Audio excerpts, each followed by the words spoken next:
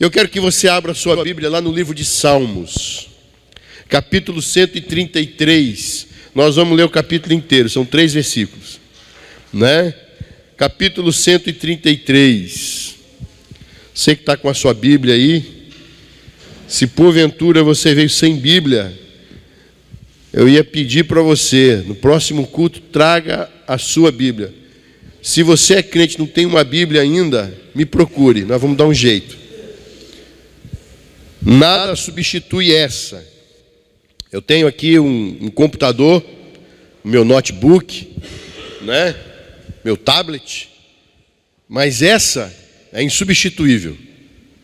Então eu quero incentivar você que traga a sua Bíblia no culto. Antigamente, nós fazíamos, quando chegávamos no culto, íamos dar a paz do Senhor. Quando o pastor dava a paz do Senhor, nós levantávamos a Bíblia, a paz do Senhor. Porque aqui está a palavra da verdade. Essa palavra é a verdade. Amém? Salmo 133. Tenho um tema para tratar, uma temática para tratar com essa igreja nesta manhã, nesse culto de Santa Ceia.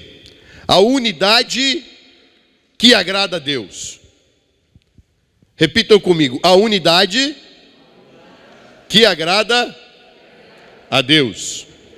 Salmo 133 reflete muito bem isso.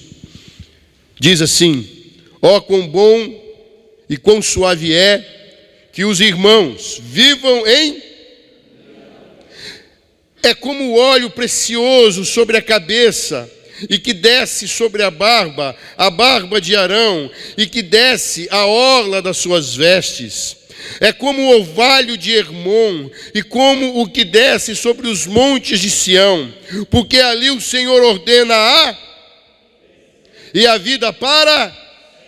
Amém. Podemos assentar. Glória a Deus.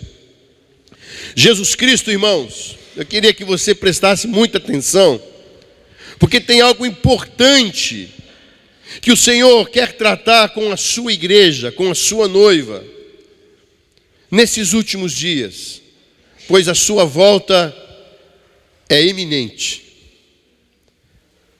Num piscar de olhos, essa igreja, que é o corpo de Jesus, não somente essa, mas as igrejas, aquelas que temem ao Senhor, serão levadas.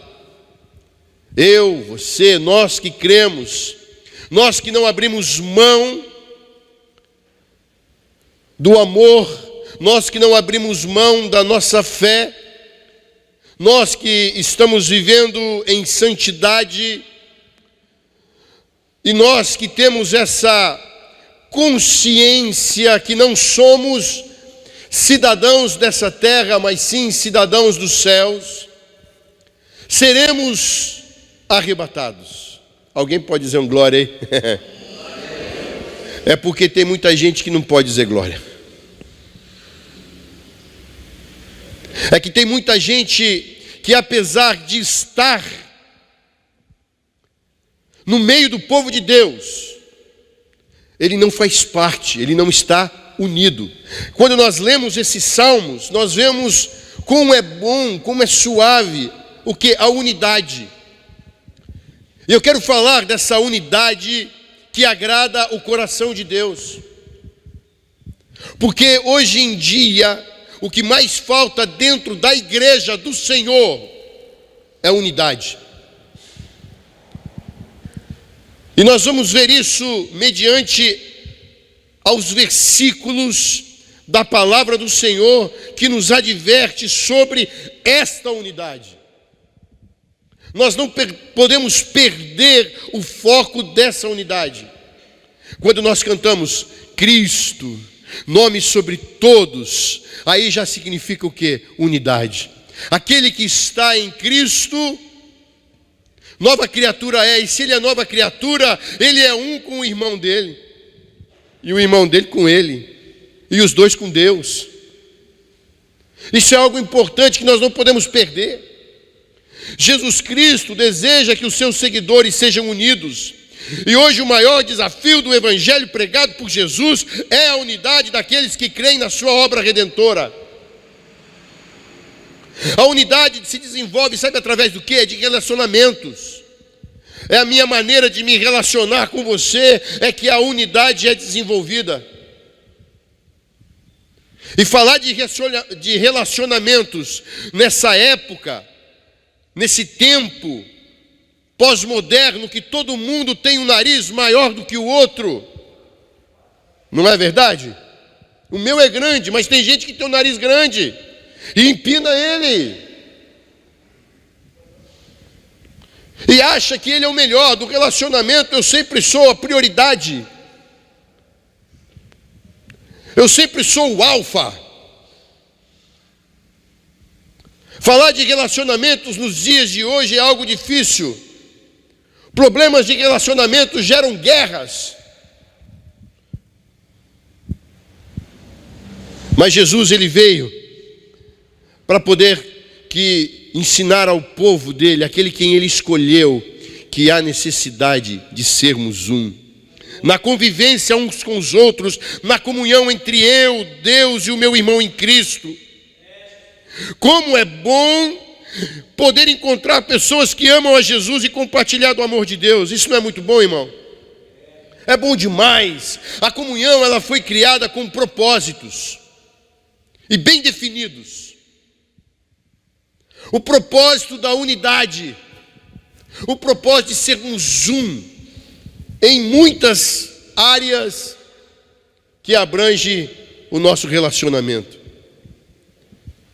Nós precisamos entender isso, porque esses propósitos são muito definidos em relação à unidade do corpo de Cristo. Porém, o inimigo, isso aqui é algo importante. O inimigo, o diabo, Satanás, Lúcifer, sei lá, o chifrudo, tem gente que tem tanto nome popular para se dar para o diabo, mas ele tem procurado, nesses dias, isso é algo muito sério, dividir a igreja do Senhor.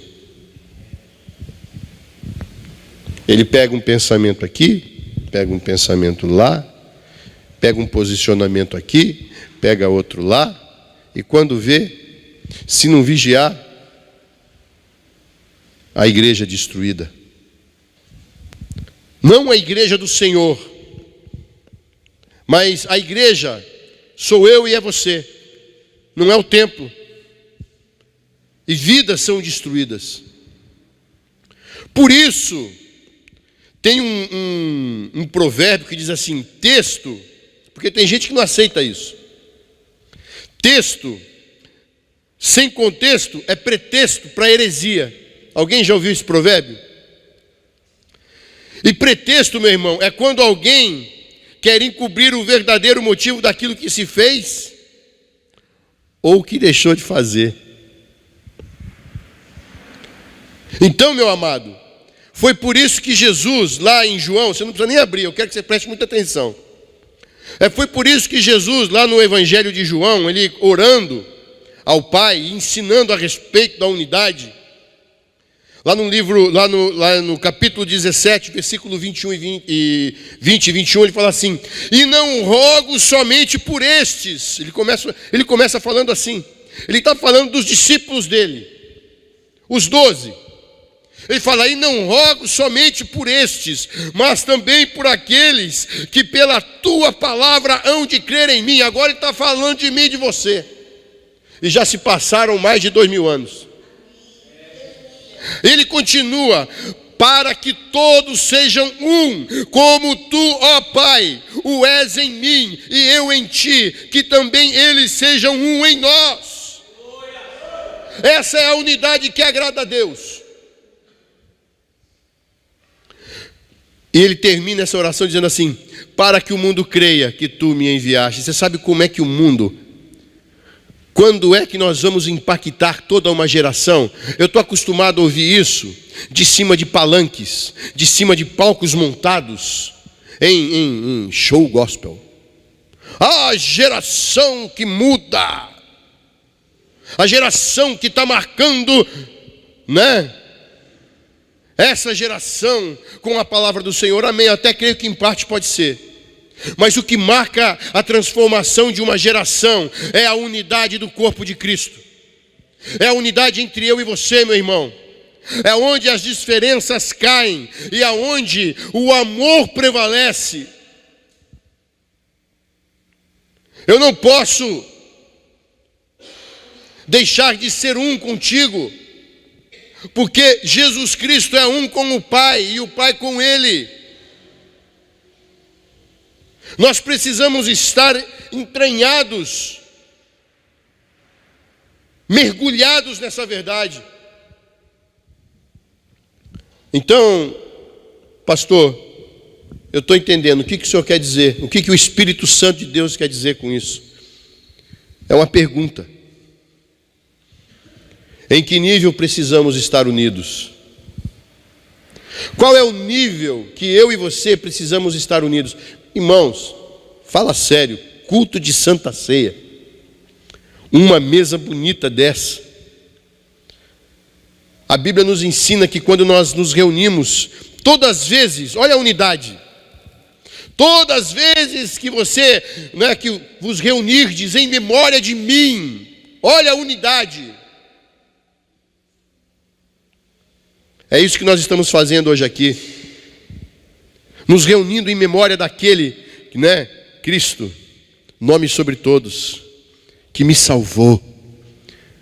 Irmãos, não existe outro propósito dentro da igreja do Senhor a não ser adorar a Deus. A igreja do Senhor não está aqui para promover ministério de ninguém. A igreja do Senhor não está aqui para promover o nome de ninguém, como o próprio pastor Osmir disse. A igreja do Senhor está aqui para adorar.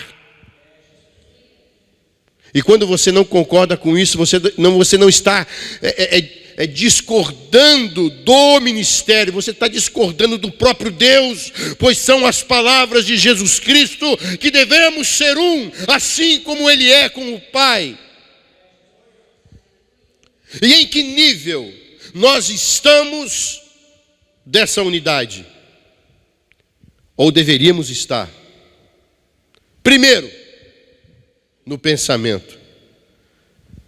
Aonde está a base bíblica para isso, pastor? Filipenses 4:8, sabe o que diz? Filipenses 4:8 fala assim: quanto ao mais, irmãos, tudo que é verdadeiro, tudo que é honesto, tudo que é justo, tudo que é puro, tudo que é amável, tudo que é de boa fama, se há alguma virtude e se há algum louvor, nisso pensai. O nosso pensamento tem que ter um padrão. Eu disse aqui já, em uma das pregações, que nós temos que ter o padrão de Cristo. Esse é o padrão de Cristo. Devemos pensar nas coisas que são de cima, devemos pensar naquilo que é verdadeiro. O que é verdadeiro? Quem é a verdade, irmão? Jesus Cristo. Ele tem que estar no meu pensamento, no meu coração. Ele tem que estar comigo em todos os lugares que eu vou. Não, eu sei que Ele está, mas eu tenho que saber essa intimidade que eu tenho com Ele. Eu tenho que me dispor a dizer: Senhor, obrigado porque eu vim aqui na cidade comprar uma calça e o Senhor veio comigo. Muito obrigado, Senhor, porque eu vim no shopping passear com a minha família aí e comer, vou lá na praça de alimentação, vou comer um pastel, sei lá, alguma coisa. E eu agradecer: Senhor, muito obrigado, hein? Nessa mesa que eu estou sentando aqui, muito obrigado porque o Senhor está sentado comigo também. Você pensa em Jesus 24 horas por dia? É isso que esse versículo está dizendo. Quanto mais, irmãos, tudo que é verdadeiro, Jesus é a verdade, o caminho, a verdade e a vida. Nós não podemos tirar isso da nossa vida, se é que nós somos realmente crentes. Porque tem gente que acha que crente é ser religioso. E a palavra crente, se você for no dicionário, é aquele que crê. Tem muita gente que crê. No entanto, só crê. A Bíblia fala, Jesus fala, aquele que crê, que quer me seguir, o que tem que fazer? Negue-se a si mesmo, tome a sua cruz e siga-me. Amados, no pensamento, Às vezes nós pensamos, sabe como está o pensamento? O pensamento está em me autopromover. O pensamento está em ser maior do que meu irmão. O pensamento está em fazer aquilo que eu quero e não o que o Senhor manda fazer. O meu pensamento está somente às vezes em mim. Quando Jesus fala, tudo que é verdadeiro, pense em mim, pense na verdade, no meu exemplo, tudo que é honesto, ou é o espelho. Jesus foi tudo isso aqui, irmão. Senão essa palavra não teria sido escrita, inspirado pelo poder do Espírito Santo. Você tem sido honesto? E honestidade, ontem, eu não vou nem falar o nome. Ontem eu estive conversando com um amado irmão que eu amo assim, de graça, não precisa pagar nada. Ele estava se referindo a uma outra pessoa que eu também não vou falar o nome, que está aqui. Ele falou assim, olha, eu nunca vi, isso aqui é para a glória de Deus, por isso que eu não estou falando o nome. Essa pessoa falou assim, eu nunca vi um homem tão honesto em toda a minha vida. E essa pessoa que eu conversei, ele já é um senhor. Falou, eu nunca vi um homem tão honesto em minha vida. Naquele momento eu pensei, Senhor, como que tu és poderoso. Sabe por quê? Porque a Bíblia fala, honra a quem? A honra quem merece honra. Deus honra, e às vezes nós não sabemos nem que Deus está nos honrando, pastor. Igreja, às vezes nós nem sabemos que Deus está nos honrando. Da boca de um outro homem, o Senhor tem honrado outro homem. Unidade, sabe o que é isso? Unidade. O que é justo, você sabe o que é justiça? Você sabe por que nós vivemos, quando você liga lá o noticiário na sua casa, da televisão, você só vê miséria, você só vê desgraça, você só vê coisas bárbaras. Sabe o que é? Falta de justiça. Mas nós, como corpo de Deus, como noiva do Senhor, nós precisamos pensar na justiça que vem de Deus.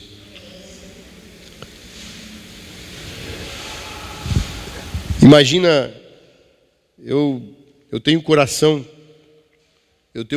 muito sincero diante de Deus. Ele sabe o que eu estou dizendo. Às vezes, quando a gente vê um bandido sendo pego pela polícia, às vezes nós estamos numa torcida que não éramos para estar. Eu estou falando isso porque eu já fiz parte dessa torcida.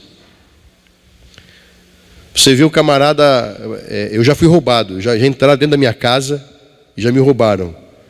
Não agora, mas no passado, entraram dentro da minha casa e me roubaram. O meu desejo era que quando a polícia pegasse os ladrões, que ela arrebentasse eles. Era o meu desejo, ia ser um prazer. Isso não é justiça. E de Deus não. Porque o Senhor fala assim, minha é a vingança. É Deus que faz justiça por mim e por você. Vamos esperar. Eu conheço gente que esperou em Deus e alcançou a vitória. Você tem esperado? Esse é o pensamento, tudo que é amável, irmão, nós precisamos amar. Sabe aí Coríntios 13, nós lemos né? Coríntios 13 é lindo.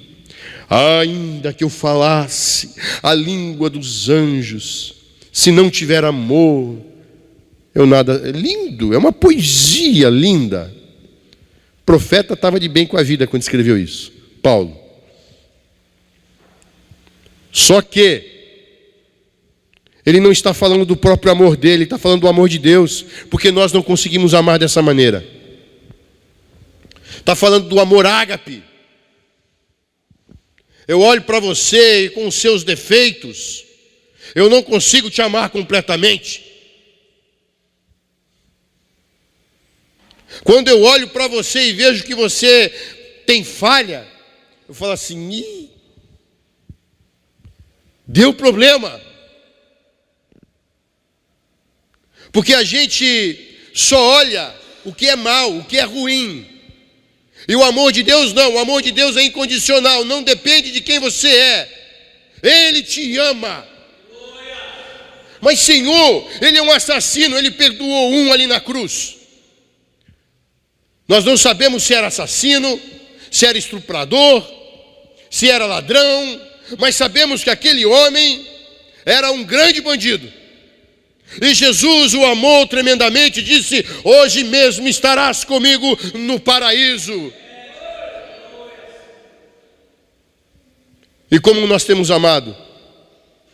Nós temos pensado nisso.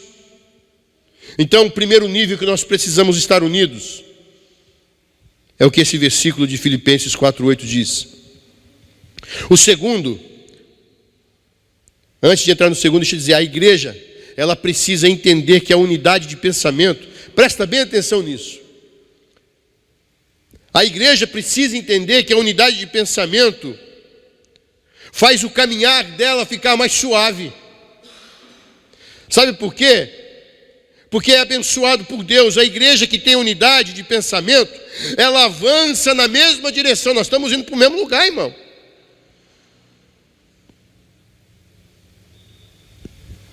As pessoas querem espiritualizar tudo. E é claro que nós devemos viver em espírito, mas num só pensamento. A nossa unidade é importante. Para agradar a Deus, devemos estar unidos. Não só no pensamento, como na concordância, que é o segundo passo, que é o segundo nível. Olha o que 1 Coríntios diz, capítulo 1, versículo 10. Rogo-vos, porém, irmãos, pelo nome do nosso Senhor Jesus Cristo, que digais todos uma mesma coisa. Pera aí, eu vou até parar aqui. Falar a todos que mesma coisa é essa. Ó, irmão, eu sei que você é um irmão cheio de problema. Eu sei que tu é um cara problemático. Eu vou dizer algo para você, você não está sozinho, eu também sou. Eu sei que você não é uma pessoa fácil. E vou dizer outra coisa para você, eu também não sou. Então vamos dar as mãos e vamos reconhecer quem nós somos, mas caminhando na mesma direção. Vamos concordar que é Cristo que é o nosso alvo, que é a nossa meta. Vamos caminhar junto, irmão. Vamos dizer a mesma coisa? O que você vai dizer agora? Eu vou dizer louvado seja o nome do Senhor. E o outro, louvado seja o nome do Senhor. Para onde você vai, irmão? Eu estou indo para Canaã e você, eu vou contigo. Vamos dizer a mesma coisa? Vamos começar a deixar a hipocrisia de lado. Os pensamentos que trazem diferenças. E diferença, irmão, é quando eu e você não concordamos. E o nível para sermos unidos no Senhor, além do primeiro que é o pensamento, o segundo é a concordância. Temos que ser um. Precisamos dizer a mesma coisa. E que não haja entre vós dissensões. Antes, novamente ele fala, sejais unidos em um mesmo pensamento e em um mesmo parecer. Eu e você precisamos estar unidos. Eu e você precisamos estar em concordância. E sabia que isso traz bênção? O resultado disso é bênção. Dá um beliscão do lado do teu irmão e fala assim: e aí, tu é abençoado, hein? Fala para ele. Cuidado com o beliscão, irmão. Cuidado, cuidado. Cuidado. Tu é abençoado, sabe por quê? Porque eu e você concordamos que Jesus Cristo é a nossa fonte de alegria. Eu e você concordamos que Jesus Cristo é o nosso Senhor e Salvador. Independente do que nós passamos, independente do que nós vivemos, estamos juntos. Aí em Mateus, olha só a bênção, Mateus 18 e 18 e 19 diz assim: em verdade vos digo que em tudo o que ligardes na terra será ligado no céu, e em tudo que desligardes na terra será desligado no céu. Está falando da igreja unida. Não adianta, irmão. Não vem fazer oração aqui, você virado com o irmão, na hipocrisia, e vai citar o versículo. Oh, porque tua palavra diz que tudo que ligares na terra será ligado no céu, irmão. Você está desligado do irmão? Você não está unido com ele? Como que você quer que alguma coisa aconteça? A palavra de Deus, ela tem efeito na minha vida quando eu vivo ela. E se eu não a vivo, não adianta. E aí, também vos digo que no versículo 19, também vos digo que se 2 de vós concordares na terra, está falando da unidade, irmão, ainda continua falando da união, acerca de qualquer coisa que pedirem, isso lhe será feito por meu Pai que está nos céus. Oh, aleluia! No culto de Santa Ceia, Jesus morreu por quê, irmão? Para perdão de pecado, que mais? Para salvação, e para que mais? Para que eu e você vivemos uma vida como eu e você quiser? Não, tem que ter unidade. Isso agrada o coração de Deus. Sem unidade não vai dar certo. Nós somos um corpo. Eu sou da comunidade família cristã. É só a família cristã que vai para o céu? Porventura a Assembleia de Deus não vai? Porventura a presbiteriana não vai? O batista não vai? O metodista não vai? Eu gosto muito de uma história que diz que o irmão morreu e chegou no céu. E lá na porta tinha alguém para recebê-lo. Tem uns que falam que é São Pedro, eu não acredito nisso. Ele perguntou assim: ô, os batistas estão aí? O porteiro falou assim: não, aqui não tem batista. E os metodistas? E não tem. E os assembleianos? E também não tem. E os da comunidade família cristã? Também não tem. Falou: tem alguma coisa errada. Aí o anjo falou assim: vem cá. Levou ele lá na porta do inferno. Ele falou: pergunta para o porteiro daí. Aí ele perguntou assim: ô, tem batista aí? O porteiro: ô, tem presbiteriano aí?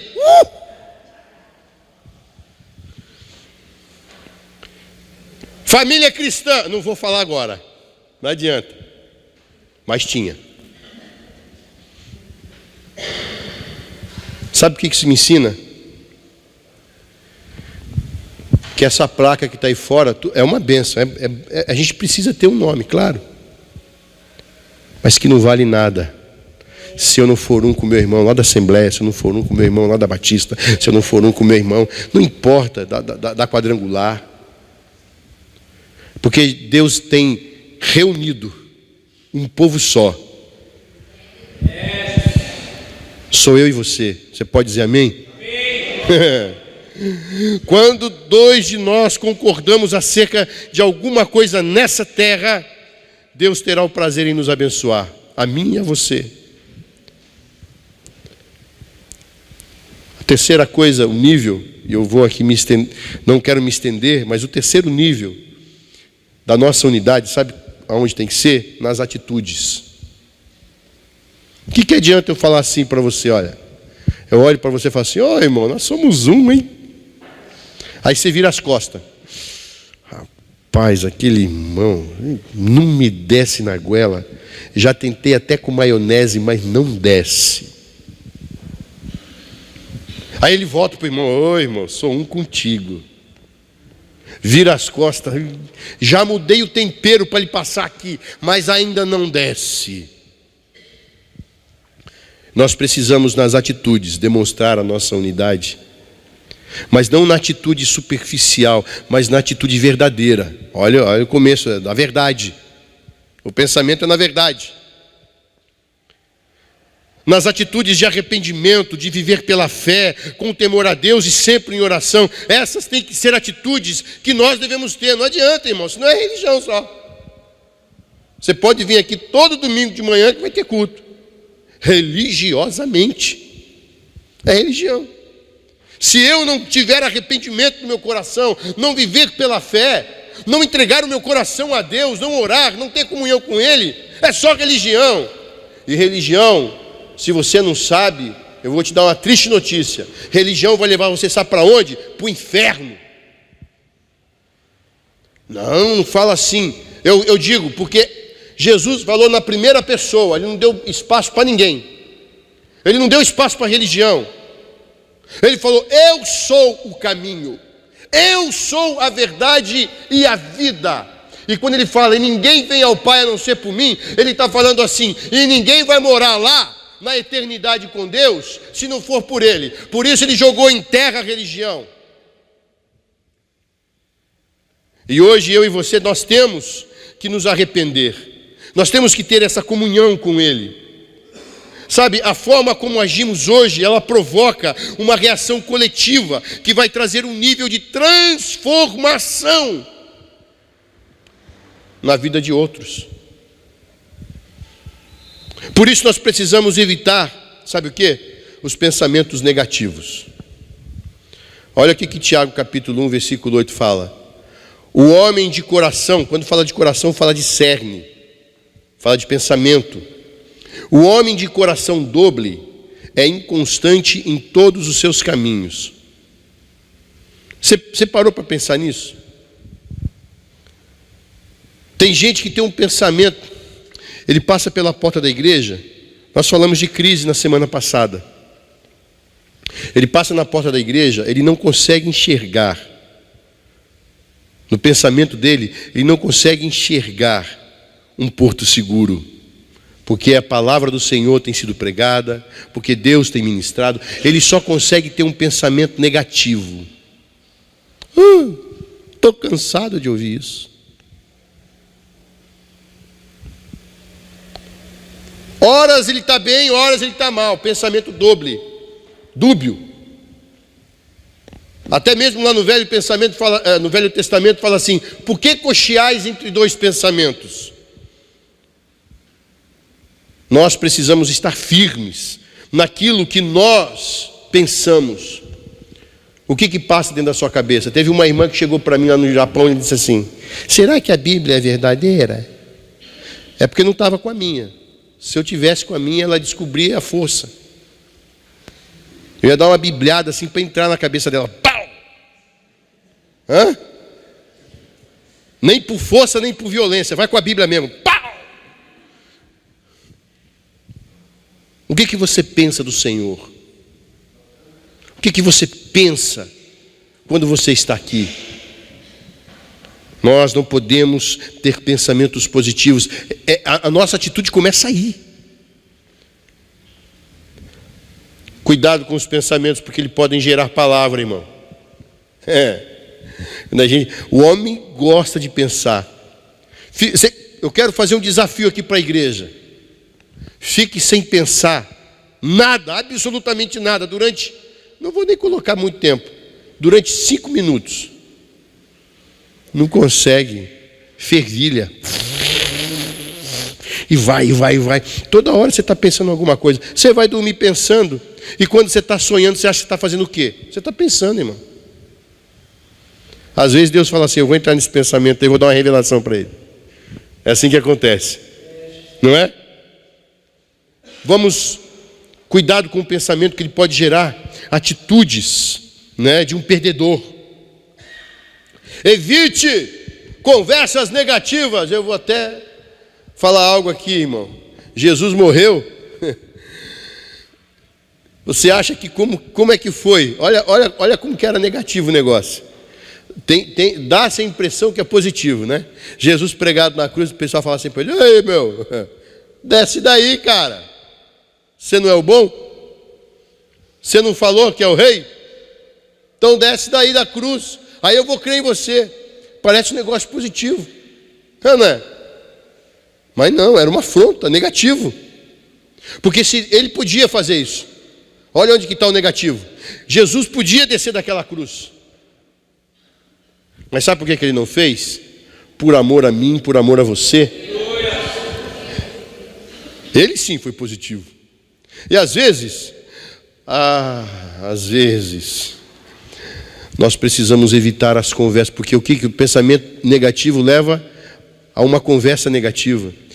E nós devemos evitar. Olha o que diz 1 Coríntios, capítulo 1, capítulo 15, versículo 33. Não vos enganeis. As más conversações corrompem os bons costumes. Pastor, mas num culto de Santa Ceia tu vem falar da língua? Vem. Porque Jesus também morreu para perdoar a tua língua. E a minha também. E a de todo mundo que está aqui. Porque tem gente que acha que só a língua dele fala a verdade. A língua dele não ofende. A língua dele não mata. Parece que é um cajado duro, mas não é, irmão. Deus te ama. Ele está dizendo assim, ó, não se engane, filho meu. Toma cuidado, meu filho. Cuidado com o que tu fala. Cuidado com esse negativismo. Quando você fala alguma coisa aqui, ela é refletida aqui. Quando você fala alguma coisa negativa na sua casa, ela é refletida dentro da sua casa. Não é diferente em lugar nenhum do mundo, irmão. Isso é a coisa mais natural que o ser humano tem vivido nessa terra. Quando você chega em casa estressado, você fala assim, olha para tua esposa, bate na mesa e fala assim, eu estou estressado, o dia não foi bom, não olha para minha cara, não quero conversa. Como é que você acha que seus filhos ficam? Seu filho vai olhar para você e falar assim, vai murchar. O ambiente da casa, se até naquele momento estava bem, ficou ruim, acabou. Por isso que ele fala aqui, não vos enganeis. Cuidado com o que fala. Cuidado, meu irmão, cuidado. Sabe o que diz Provérbios a respeito disso? Provérbio 18, 21. A morte e a vida estão no poder da língua. Ou seja, eu viver e morrer está no poder da minha língua. Começa a falar, irmão. Se quer fazer prova disso, você vai acabar morrendo. Mas eu vou te dizer para você, começa a fazer a prova. Começa a falar todo dia, ai, eu não presto, ai, eu quero morrer, ai, eu desisto, ai, eu me entrego a todos esses problemas. Começa a dizer isso, aceita isso na tua vida, que você vai ver o que vai acontecer contigo. Você vai entrar numa depressão profunda, e você vai morrer entravado numa cama. Sabe por quê? A tua língua começa a falar, e não fala o que é bom, e o teu corpo vai sugando tudo aquilo para ele mesmo. É por isso que o poder da morte e da vida está no poder da língua. O que bem a utiliza, come do seu fruto. Agora, é diferente. Se eu começo a dizer assim, olha, a coisa está difícil. Está mesmo. Mas vou dizer uma coisa. Eu topo essa parada, eu topo esse desafio. Eu vou em frente, eu vou caminhar. Não vou dar mole, não. Não é porque o Reino Unido deixou lá de ser do mercado comum europeu que a minha vida vai acabar. Não, eu vou procurar um emprego. Não, eu vou sonhar.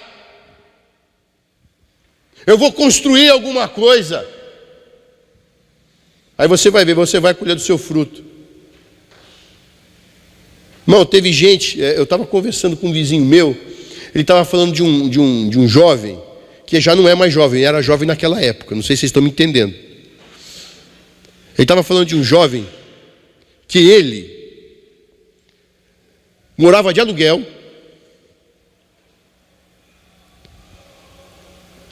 vendeu um carro velho, aceitando o conselho do amigo, falou, meu irmão, faz alguma coisa. Não fica assim não. Encheu ele de esperança. Ele vendeu um carro velho, comprou um terreninho barato, construiu uma casinha, bem simplesinha, foi trabalhando. Hoje, aquela casinha que ele construiu não é mais aquela casinha, é um sobrado. Ele comprou o terreno do lado, construiu uma casa, deu para a mãe dele, ele anda de carro importado. Como é que isso se dá? Ele acreditou em uma palavra de alguém. Alguém falou para ele, não desiste não. E você está a ponto de fazer o quê? De desistir? Não desiste não, irmão. Eu tenho certeza que lá na frente você vai conquistar aquilo que o Senhor tem para você. Eu e você, nós vamos conquistar, nós vamos chegar lá. Não se entrega. Nós temos que estar unidos também no amor. Se alguém diz que amo a Deus e odeio o seu irmão, é mentiroso. E aqui a gente sabe, todo mundo dessa igreja sabe, nós já falamos aqui, quem é mentiroso é filho do diabo, porque o diabo é o pai da mentira.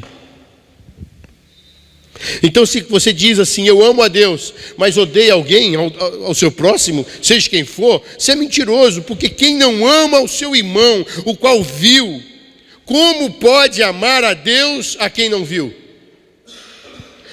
E dele temos este mandamento, que quem ama a Deus, ame também o seu próximo, ame o seu irmão. Você tem que passar na minha goela, não vai ter jeito. Eu tenho que te amar. Teve gente que já me ofendeu, teve gente que já me magoou. E às vezes quando eu me reúno com a minha esposa, nós estamos conversando, e a gente, já 25 anos, ela está indo para 26 anos juntos. Nós passamos por tanta gente nos magoou também. Ou você pensa que na sua vida você não vai ter gente que vai te magoar? Não, vai acontecer, irmão. Pode escrever o que eu estou dizendo aí, vai acontecer. Mas você tem que amar essas pessoas. Essa é a diferença de você ser bem sucedido ou não. Teve gente que nos magoou. Irmãos, passamos por coisas tão terríveis. E hoje eu olho para trás e eu digo assim, olho para minha esposa e falo, sabe aquela pessoa? Que saudade dela. Que é isso? Amor. Eu quero lembrar do que a pessoa foi para a minha vida, o que ela representou de crescimento para a minha vida. E você? Tem amado o teu irmão? Tem tido comunhão com ele? Não só no pensamento, não só na concordância, não só nas atitudes, como também no amor? Você tem amado ele independente do que ele é? Nós temos que amar na verdade. Nós temos que ter comunhão na verdade. Eu quero encerrar aqui com o versículo. 1 João, essa eu queria que você abrisse. Na carta de 1 João, não é no Evangelho, é na carta de 1 João.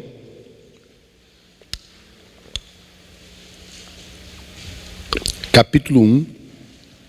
Nós vamos ler os versículos 6 e 7.